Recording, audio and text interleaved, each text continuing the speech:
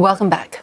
Shares of Singapore's second-largest bank, OCBC, surged nearly 3.5% at market close after better-than-expected third-quarter results. OCBC's earnings wraps up the reporting season for the country's three local banks after UOB and DBS. Analysts say the trio remain well-positioned to maintain their growth momentum despite narrowing net interest margins and an uncertain economic outlook. Beatrice Yap with this report. Strong non-interest income and lower allowances helped OCBC hit a net profit of $1.98 billion for the third quarter this year, beating expectations.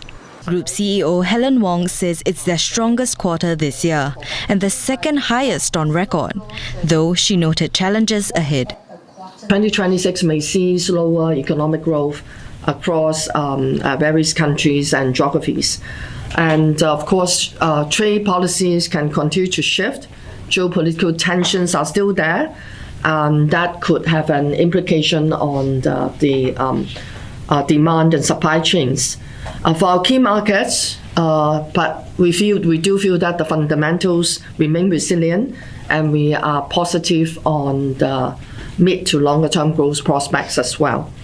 The slowing environment is already showing up in the latest net interest margins, which measures a bank's profitability.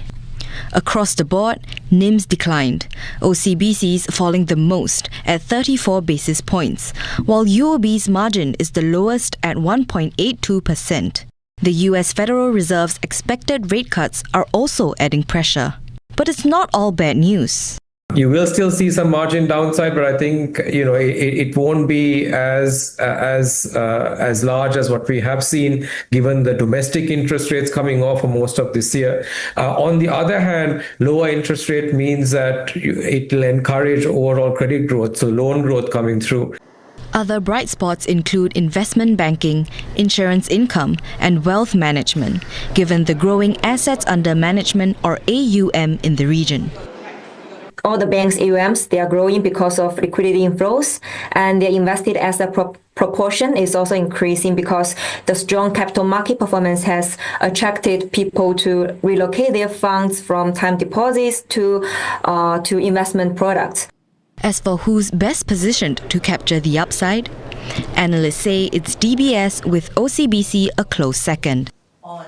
Firstly, if you look at liquidity inflows and capital market performance, they are strong in mainland China, Hong Kong, and Singapore, and this is where DBS has a relatively stronger presence than the two peers. And secondly, it also has a greater international recognition and is more widely known compared to the other two peers. We also think that OCBC can be in a very strong position as well, particularly their gearing in the SME sector in Singapore will enable them to capture some share as the construction boom and a lot of the domestic spending in Singapore picks up. Analysts say these will help the three local banks weather challenges and capture opportunities, even with slower growth expected in 2026.